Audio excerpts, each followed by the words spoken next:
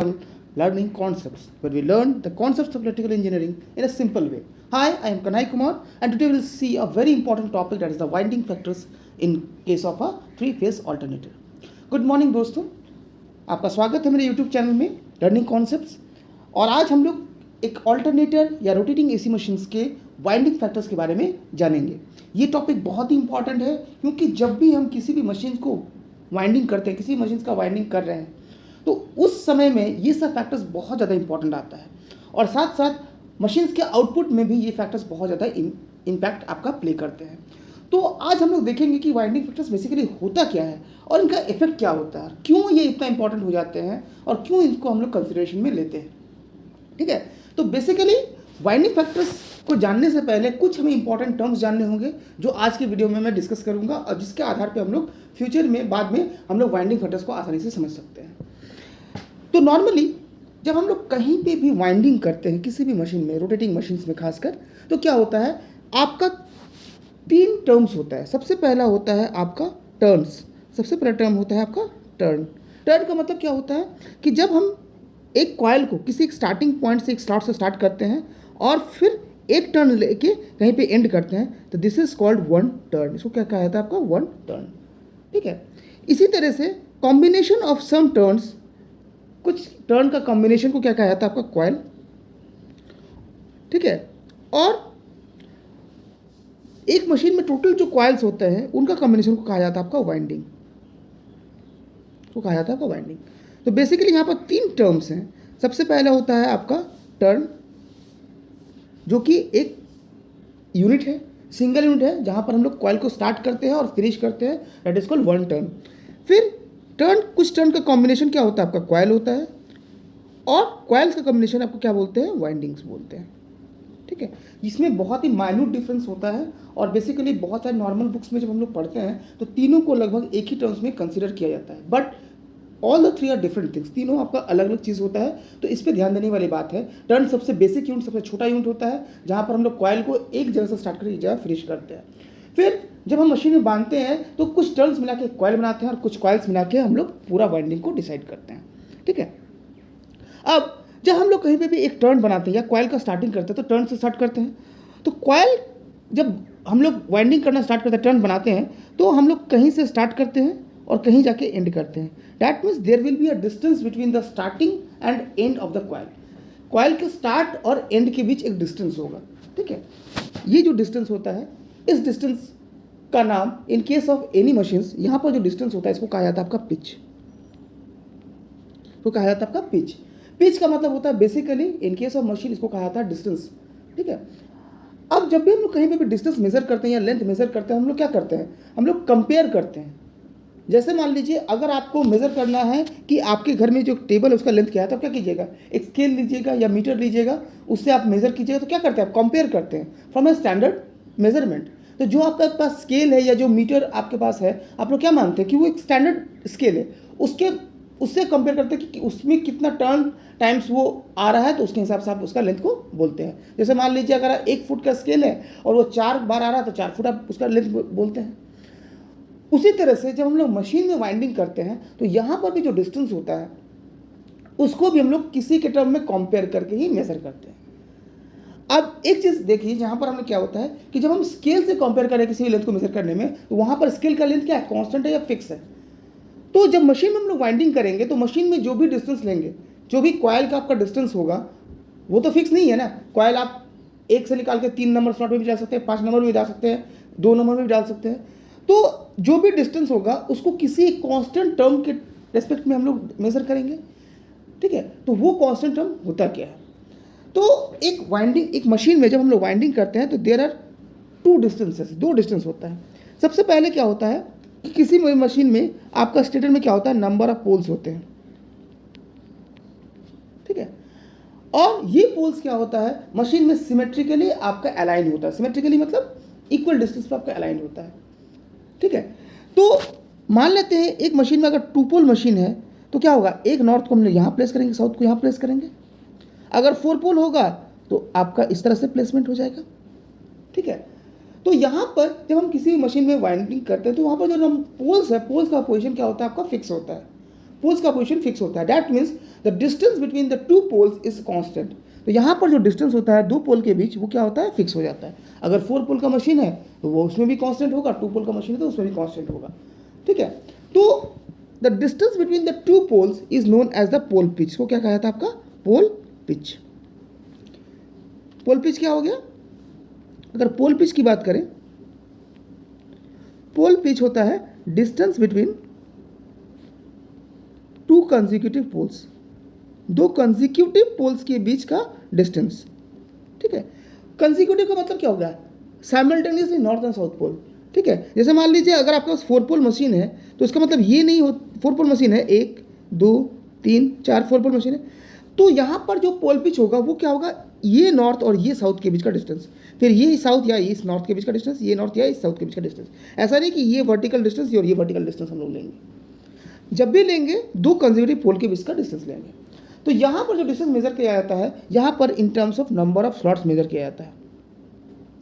ठीक है, कि दो पोल के बीच कितना स्लॉट्स का डिफरेंस है, क्योंकि स्लॉट्स क्या होता है, हमेशा आपका इक्वल डिस्टेंस होता है, तो कितना स्लॉट्स का डिफरेंस होता है। ठीक है, तो मान लेते हैं आपका मशीन में 36 स्लॉट्स है और 4 पोल है, तो पोल पिच कितना हो जाएगा, 36 4 दैट इज 9, 9 स्लॉट का डिफरेंस होगा। तो दो पोल के बीच का डिस्टेंस कितना हो गया, 9 स्लॉट्स। तो यहाँ पर जब भी हम लोग कहीं पे भी पिच मेजर करते हैं किसी मशीन में या डिस्टेंस मेजर करते हैं, वहाँ पर ऑलवेज हम लोग नंबर ऑफ स्लॉट्स के टर्म्स में ही मेजर करते हैं। ठीक है, that is number of stated slots. तो अगर पोल पिच हम लोग मान लिए, ठीक है, तो पोल पिच में क्या है, कितना स्लॉट्स है, मान लीजिए 36 स्लॉट्स है, 9 पोल से 4 पोल है तो 9 स्लॉट्स का डिफरेंस है। तो आखिर हम लोग स्लॉट्स के टर्म में क्यों मेजर करते हैं, क्योंकि स्टेटर में जो भी स्लॉट्स होता है वो इक्वी डिस्टेंस होता है, वो इक्वी डिस्टेंस होता है, वो कभी भी आपका चेंज नहीं होता है, इसीलिए उसको स्टैंडर्ड यूनिट माना जाता है और उसी को कंपेयर करके हम लोग क्या करते हैं, मशीन में जो भी डिस्टेंस होता है उसको मेजर करते हैं। नाउ व्हाट हैपेंस कि किसी भी मशीन में जब हम बनाते हैं तो पहले से डिसाइड करते हैं कि ये मशीन को हमको कितना पोल का बनाना है, 4 पोल का, 2 पोल का, 6 पोल, 8 पोल, इस तरह से डिसाइड करते हैं। तो वहाँ पर जो पोल पिच होता है वो फिक्स हो जाता है। ठीक है, फॉर एग्जाम्पल अगर आपका, जैसे हम लोग एग्जाम्पल ले 36 पोल का मशीन है, अगर हम इसको 36 स्लॉट्स का 2 पोल का बनाएंगे तो इसमें पोल पिच कितना हो जाएगा आपका, 18 का। अगर 4 पोल बनाएंगे तो 9 का हो जाएगा। ठीक है, 6 पोल बनाएंगे तो 6 का हो जाएगा। तो यहाँ पर पोल पिच फिक्स हो जाता है according to the number of poles. तो इसीलिए किसी भी मशीन में जो पोल पिच होता है इसको माना जाता है as a constant term. Pole pitch क्या हो जाता है आपका, इट इज कांस्टेंट। ठीक है, पोल पिच आपका कांस्टेंट होता है। Now coming to the coil pitch या फिर टर्न पिच। कॉइल का पिच या कॉइल मतलब जब भी हम लोग कहीं पे भी वाइंडिंग करेंगे तो कॉइल को कहीं से स्टार्ट करेंगे और कहीं पे एंड करेंगे। तो कॉइल के स्टार्ट और एंड के बीच का जो डिस्टेंस होता है this is known as the coil pitch. इसको कहा जाता है आपका कॉइल पिच। ठीक है, अब देखिए पोल पिच में फिक्स है कि यहाँ से स्टार्ट करें तो यहीं एंड करना है। पोल पिच में फिक्स है, 4 पोल है तो इतना ही डिस्टेंस। लेकिन कॉइल पिच में कोई ऐसा फिक्सिंग नहीं है। आप चाहें तो कॉइल में अगर 4 पोल का हो सकते हैं 1 से 10 में भी एंड कर सकते हैं, 9 पोल पिच हो जाएगा। 1 से 8 में भी एंड कर सकते हैं, 1 से 12 में भी एंड कर सकते हैं। ठीक है, वो डिपेंड करता है कि आपने वाइंडिंग कैसा किया है। तो इसीलिए किसी भी मशीन में कॉइल पिच को कभी भी कांस्टेंट नहीं माना जाता है, जबकि पोल पिच को आपको कांस्टेंट माना जाता है। क्लियर? ठीक है, नाउ अब क्या होगा, अगर हम कॉइल पिच और पोल पिच के बीच का रिलेशन हम लोग देखेंगे तो यहाँ पर हमारे पास 3 रिलेशन आएगा। पहला रिलेशन आएगा एक बार जब कॉइल पिच क्या होगा, पोल पिच के बराबर होगा। एक बार जब कॉइल पिच पोल पिच से छोटा होगा और एक बार कॉइल पिच जब पोल पिच से बड़ा होगा। 3 तरह होगा। तो इन केस जब पहला केस होता है जब कॉइल पिच आपका पोल पिच के बराबर होता है तो this is called your full pitch winding. तो कहा जाता है आपका फुल पिच वाइंडिंग, जहां पर साइमल्टेनियस नॉर्थ साउथ पोल में आपका कॉइल आपका स्टार्ट और एंड करता है। ठीक है, so this is called the ideal winding. इसको कहा जाता है आपका ideal winding in terms of theoretical. इसको थ्योरेटिकल टर्म्स में आपका आइडियल वाइंडिंग कहा जाता है, लेकिन प्रैक्टिकली ये आइडियल वाइंडिंग नहीं होता है। क्यों नहीं होता है ये हम लोग आगे समझेंगे। फिलहाल के लिए इतना याद रखिए कि थ्योरेटिकली जब कॉइल पिच पोल पिच के बराबर होता है this is called the ideal winding. Next case होता है अगर कॉइल पिच पोल पिच से छोटा हो गया, मान लीजिए पोल पिच आपका 9 है और आपको कॉइल पिच भी 9 करना था लेकिन आपने 8 कर दिया, उस केस में उसको कहा जाता है आपका short pitch winding. Short pitch winding. और थर्ड केस होता है जब कॉइल पिच आपका पोल पिच से बड़ा होता है और इसको कहा जाता है आपका लॉन्ग पिच वाइंडिंग। ठीक है, 3 तरह से आपका वाइंडिंग होता है, full pitch, short pitch and long pitch. तीनों में आपका कॉइल पिच पोल पिच से कंपेयर किया जाता है। अगर दोनों बराबर है तो फुल पिच, अगर कॉइल पिच छोटा है तो शॉर्ट पिच और कॉइल पिच बड़ा है तो आपका फुल पिच वाइंडिंग। ठीक है, तो नॉर्मली अगर थ्योरेटिकल बात करें, थ्योरेटिकली जब भी हम लोग कहीं पे भी ईएमएफ वगैरह निकालते हैं या कैलकुलेशन करते हैं, उस केस में आपका जो फुल पिच वाइंडिंग है this is termed as the ideal winding. But जब भी हम लोग प्रैक्टिकली वाइंडिंग करते हैं तो इसको हम लोग कभी भी कंसीडर नहीं करते हैं। जब भी हम लोग कंसीडर करते हैं आइदर शॉर्ट पिच वाइंडिंग या लॉन्ग पिच वाइंडिंग को कंसीडर करते हैं।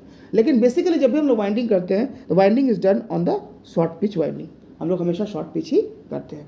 ठीक है, तो क्यों करते हैं जब आगे हम लोग पिच फैक्टर पढ़ेंगे तो वहाँ पर हम लोग डिटेल्स में समझेंगे। ठीक है, तो फिलहाल के लिए हम लोग समझते हैं कि कितने तरह का वाइंडिंग होता है। तो समझ में है कि अगर जब हम लोग पोल के डिस्टेंस के आधार पे जब कॉइल को हम प्लेस करते हैं तो कितने तरह का वाइंडिंग होता है। नाउ ये तो हो गया बात। नाउ नॉर्मली अगर हम बात करें रोटेटिंग मशीन्स की, तो रोटेटिंग मशीन में क्या होता है, सारा आपका क्या होता है, सर्कुलर शेप में होता है। तो मान लेते हैं ये आपका स्टेटर है और ये आपका रोटर है। ठीक है, अगर अल्टरनेटर होगा तो यहाँ पर आपका पोल होगा, और अगर इंडक्शन मोटर होगा तो यहाँ पर पोल होगा, यहाँ पर आपका आर्मेचर होगा। ठीक है, दोनों ही केस में देखिएगा जो पोल है, मान लेते हैं ये जो पोल है, अगर हम बात करें पोल पिच की, मान लेते हैं 9 पोल पिच है, तो एक पोल के लिए कितना स्लॉट्स होगा, 9 स्लॉट्स होगा, there will be 9 slots. Similarly यहाँ पर भी आपका 9 स्लॉट्स होगा। ठीक है, एक पोल के लिए 9 स्लॉट्स होगा। ठीक है, अब ये जो पोल है, since it is a circular machine, तो इस जो पोल का जो भी इफेक्ट होगा, जो फील्ड का इफेक्ट होगा, मैक्सिमम कब कहाँ पर होगा, जो स्लॉट आपके इसके वर्टिकली नज़दीक में है। बाकी जो स्लॉट्स होंगे जो इससे दूर में होंगे, उसमें जो फील्ड का जो इफेक्ट होगा वो कम होते जाएगा जितना उससे दूर जाते जाएगा। दैट मीन्स अगर हम देखें तो जो सामने वाला जो स्लॉट है, अगर 9 स्लॉट की बात करें तो 1 या 2 स्लॉट या 3 स्लॉट में आपका क्या होगा, मैक्सिमम फ्लक्स आपका इंड्यूस होगा। बाकी स्लॉट्स में क्या होगा, आपका जो फ्लक्स का वैल्यू होगा वो क्या होगा, कम होते जाएगा। तो अगर हमें आउटपुट ज़्यादा चाहिए तो क्या होना चाहिए कि फ्लक्स मैक्सिमम होना चाहिए। और फ्लक्स मैक्सिमम कब होगा, उस जगह पे जब हम लोग वाइंडिंग को प्लेस करेंगे जहाँ पर आपका फील्ड सबसे ज़्यादा आपका मिल रहा है। तो अगर हमको आइडियल वाइंडिंग करना होगा तो क्या करना होगा, सारे कंडक्टर्स को आपको इसी स्लॉट में आपको फिक्स करना होगा। उसी तरह से अगर इंडक्शन मोटर की बात करें तो अगर ये पोल है तो आर्मेचर के इसी स्लॉट में सारा वाइंडिंग को प्लेस करना होगा। ठीक है, तो जब हम लोग सारे कॉइल्स को एक ही स्लॉट में हम लोग प्लेस कर देते हैं, in that case this is known as your concentrated winding. इसको कहा जाता है आपका कॉन्सेंट्रेटेड वाइंडिंग। और जब हम लोग जितना सारा स्लॉट्स है सब में इक्वली सारे कॉइल्स को डिवाइड कर देते हैं, this is called the distributed winding. इसको कहा जाता है आपका डिस्ट्रीब्यूटेड वाइंडिंग।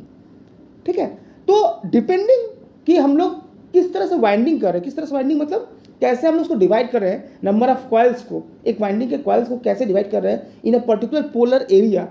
आपका 2 तरह का वाइंडिंग हो गया, एक होता है कंसंट्रेटेड वाइंडिंग, एक होता है आपका डिस्ट्रीब्यूटेड वाइंडिंग। तो अगर मान लें हम लोग अगर थ्योरेटिकली बात करें तो किसी की पोल के सामने जो स्लॉट है वहाँ पर अगर सारा वाइंडिंग होगा तो आपको क्या होगा, मैक्सिमम ईएमएफ इंड्यूस होगा, तो आपको जो आउटपुट मिलेगा वो मैक्सिमम मिलेगा। तो थ्योरेटिकली अगर बात करें तो concentrated winding is considered as the most appropriate winding या फिर it is the ideal winding, चाहे वो इंडक्शन मोटर हो या अल्टरनेटर हो, दोनों ही केस में आपका ये होता है। लेकिन जब हम प्रैक्टिकली बात करते हैं तो कंसंट्रेटेड वाइंडिंग को कभी भी आपका प्रीफर नहीं किया जाता है। ऑलवेज हम लोग हमेशा क्या करते हैं, डिस्ट्रीब्यूटेड वाइंडिंग करते हैं। ठीक है, डिस्ट्रीब्यूटेड वाइंडिंग करने से कुछ फ़ायदा होता है। क्या होता है कि अगर हम लोग एक ही स्लॉट में सारा कंडक्टर्स को प्लेस करने का कोशिश करेंगे तो सिंस स्लॉट का जो एरिया होता है बहुत ही कम होता है, तो कंडक्टर्स क्या होगा, बहुत ही कम प्लेस होंगे, तो नंबर ऑफ कंडक्टर्स आपका घट जाएगा। ठीक है, नंबर ऑफ कंडक्टर्स घट जाएगा, तो ओवरऑल जब मशीन को हम वाइंडिंग करेंगे, करेंगे तो क्या होगा, मशीन में नंबर ऑफ कंडक्टर्स घटने से ऐसे ही आपका क्या होगा, आउटपुट आपका घट जाएगा। दूसरा क्या होगा कि अगर मान लेते हैं हम एक ही जगह पे सारा वाइंडिंग कर दे तो मशीन का मैकेनिकल बैलेंस आपका बिगड़ जाएगा। मैकेनिकल बैलेंस मतलब किसी एक जगह पे आपका ज़्यादा वेट हो जाएगा, किसी एक जगह पे आपका वेट कम हो जाएगा। तो जब मशीन रोटेट करेगा तो इसका रोटेशन आपका प्रॉपर नहीं होगा। ठीक है, प्रॉपर नहीं होगा। तीसरा सबसे बड़ा बात क्या है कि अगर हम लोग कंसंट्रेटेड वाइंडिंग करते हैं तो ये तो आपका रोटेटिंग मशीन है, तो कॉइल्स हमेशा इस जगह पे फिक्स तो नहीं होगा, ये अपना पोजीशन चेंज करेगा। अगर अल्टरनेटर की बात करें तो फील्ड अपना पोजीशन चेंज करेगा, और दोनों केस में आपका पोल और आपका जो फील्ड अपना पोजीशन चेंज करेगा। तो अभी मान लीजिए पोल इस स्लॉट के नज़दीक है, थोड़ी देर बाद क्या होगा, इस स्लॉट से आपका दूर हो जाएगा, इसके नज़दीक आ जाएगा। उस केस में क्या होगा, आपका ईएमएफ एकदम जीरो हो जाएगा। दैट मीन्स आपको जो आउटपुट मिलेगा वो आपका क्या बोलते हैं, स्मूथ नहीं मिलेगा, आपको थोड़ा सा क्या बोलेगा, आपको ब्रोकन आउटपुट मिलेगा, कभी मिलेगा कभी नहीं मिलेगा, कभी मिलेगा कभी नहीं मिलेगा। तो ये आउटपुट आपका बेटर नहीं होता है। And due to all this reasons हम लोग कभी भी, भले ही थ्योरेटिकली आपका कंसंट्रेटेड वाइंडिंग आपको आउटपुट मैक्सिमम ज़्यादा देता है, लेकिन जब भी हम लोग प्रैक्टिकली वाइंडिंग करते हैं तो we always prefer the distributed winding. समझ में आया?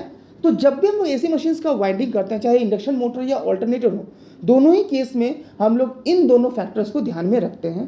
दैट इज, पहला होता है कॉइल का पिचिंग डिस्टेंस क्या होता है, और दूसरा होता है कॉइल को कहाँ पर प्लेस करें, कंसंट्रेटेड में कि डिस्ट्रीब्यूटेड में। ठीक है, तो दोनों ही केस में होता है। और बेस्ड ऑन दिस आपका दो वाइंडिंग फैक्टर्स आता है। One is called the pitch factor, जो कि कॉइल के पिचिंग के आधार पर या डिस्टेंस के आधार पर डिपेंड करता है, और दूसरा होता है आपका डिस्ट्रीब्यूशन फैक्टर, जो कि कॉइल के प्लेसमेंट के आधार पर डिपेंड करता है कि कंसंट्रेटली इसको प्लेस किए हैं कि डिस्ट्रीब्यूटली प्लेस किए हैं। इसको हम लोग डिनोट करते हैं केपी से, इसको कहते हैं के डी से, और इन दोनों का कॉम्बिनेशन आपका होता है वाइंडिंग फैक्टर्स केपी इंटू के डी। ठीक है, तो ये दोनों फैक्टर्स क्या होता है, आपका मशीन का आउटपुट को बहुत ज़्यादा इफेक्ट करता है, क्योंकि आपने क्या किया, आइडियल केस से अलग वाइंडिंग किया है, तो नो डाउट थोड़ा बहुत आपका जो कैलकुलेशन से ईएमएफ का वैल्यू क्या होगा, घटेगा। वो कितना परसेंट घटेगा या कितना आउटपुट होगा, वो ये दोनों फैक्टर्स आपका डिसाइड करते हैं। And that's why winding factors को हमेशा आपका कंसिडर किया जाता है जब भी हम लोग ऑल्टरनेटर या इंडक्शन मोटर का ईएमएफिकेशन को हम लोग देखते हैं। और इसीलिए आप देखिएगा कि इंडक्शन मोटर का जब हम लोग ईएमएफिकेशन डिराइव किए थे तो वहाँ पर वाइंडिंग फैक्टर्स को हमने कंसिडर किया था।